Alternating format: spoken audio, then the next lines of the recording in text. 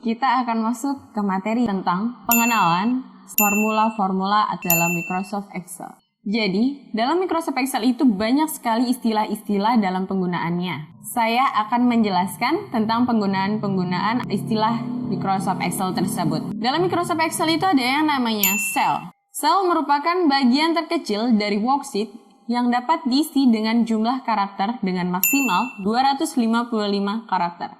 Isi sel dapat berupa value, formula, atau teks. Contohnya adalah seperti sel A3 sampai dengan sel D5.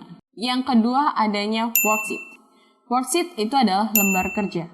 Lembar kerja yang merupakan kumpulan dari 256 kolom dan 65.536 baris. Yang ketiga adanya adalah workbook atau buku kerja, yang merupakan kumpulan dari 256 worksheet yang berlabelkan sheet pertama sampai sheet 256. Yang keempat itu adalah range. Range merupakan sekelompokan sel yang akan mendapat taksi sama sesuai dengan perintah yang Anda jalankan. Pemberian alamat atau address dilakukan mulai dari sel sudut kiri sampai ke sel sudut kanan bawah. Contohnya, misalkan A4 sampai dengan D5 itu akan bertuliskan A4.2D5. Oke, yang terakhir ada alamat relatif. Alamat relatif merupakan alamat yang jika dituliskan ke dalam bentuk rumus ataupun fungsi akan berubah jika dikopi ke sel yang lainnya. Dengan contoh berikut, sel berisikan formula A5 dikali ke 6, B3 dikopi ke C5, formula pada C5 berubah menjadi B8 dikali 6. Jadi, jika dikopi ke sel-sel yang lainnya, maka fungsi tersebut atau formula tersebut akan berubah secara otomatis. Itulah tadi istilah-istilah penggunaan dalam Microsoft Excel.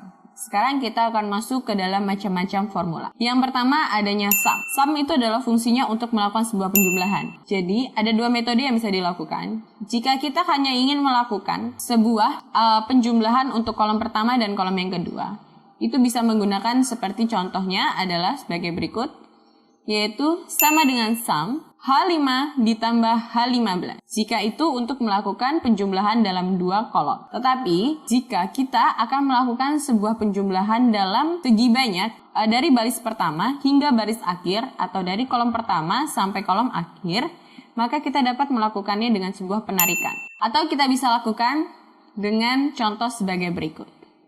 Sama dengan sum H5 sampai dengan H15. Sampai dengan itu bisa kita artikan dalam bentuk titik 2. Dan yang kedua adanya namanya count. Fungsinya count adalah untuk melakukan counter. Misalkan sebuah contoh atau adalah kita akan melakukan namanya penghitungan jumlah pegawai. Sebagai contoh, sebagai berikut. Sama dengan count B5 sampai dengan B15. Di situ kita sudah akan mengetahui berapakah jumlah pegawai. Dan ini bisa digantikan menjadi berapakah jumlah penjualan yang sudah terjual dalam suatu produk yang kita jual. Atau penganalisaan berapakah keuntungan yang sudah kita dapatkan. Yang ketiga itu adalah max. Fungsinya untuk mencari nilai maksimum atau nilai terbesar. Contohnya adalah kita ingin menentukan nilai terbesar dari suatu produk yang kita miliki. Kita akan mencari nilai jual yang paling besar adalah nilai jual produk kita yang mana. Penulisannya sebagai contoh berikut. Sama dengan max F1 sampai dengan F17. Nah, dari rank tersebut atau sel tersebut maka akan langsung tertelusuri berapa nilai terbesar dari suatu produk yang kita jual. Atau produk apa yang memiliki sebuah nilai besar. Yang keempat adanya min. Min ini adalah sekebalikan dari the max. Fungsinya adalah untuk mencari nilai minimum ataupun nilai terkecil. Untuk menentukannya atau bentuk penulisannya, contoh sebagai berikut. Sama dengan min, F1 sampai dengan F17. Maka akan secara otomatis termunculnya nilai yang terkecil dari sebuah produk kita atau nilai jual harga produk kita tersebut. Yang kelima adanya average. Fungsinya adalah untuk mencari nilai rata-rata. Contoh, misalkan kita ingin mengetahui nilai rata-rata dari suatu produk penjualan kita. Rata-ratanya adalah berapa nilai rata-rata penjualan untuk produk A.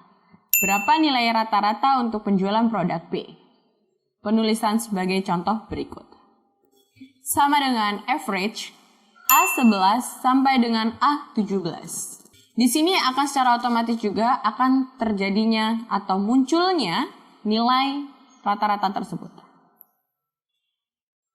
Yang keenam adalah if. If di sini untuk mencek apakah nilai yang kita gunakan sebagai kunci benar ataupun salah yang memenuhi syarat ataupun tidak. Contohnya adalah kita akan melakukan sebuah perbandingan, yaitu perbandingan untuk customer kita dengan pembelian jumlah yang banyak dengan jumlah yang sedikit. Nah, untuk pemberian diskon untuk kedua customer kita tersebut, kita harus melakukan sebuah perbandingan dengan melakukan sebuahnya fungsi if. Formula if digunakan dengan contoh sebagai berikut. Jika customer dengan pembelian nominal 100 juta akan mendapatkan diskon sebesar 25%. Dan jika customer kita melakukan pembelian dengan nominal jumlah 50 juta, maka akan mendapatkan diskon sebesar 20%. Jika selain keduanya, maka tidak mendapatkan diskon. Beberapa rumus formula tersebut yang sudah saya jelaskan, itu dapat kalian lakukan untuk namanya pengelolaan bisnis kalian dengan menggunakan Microsoft Excel. Dengan menggunakan min, average, if, max, sum, dan lain-lainnya, itu dapat benar-benar mengatur strategi bisnis untuk kalian. Saya rasa cukup. Sekian materi yang sudah saya sampaikan. Semoga bisa kalian pahami dan bisa kalian terapkan dalam bisnis kalian. Sampai bertemu di materi yang selanjutnya.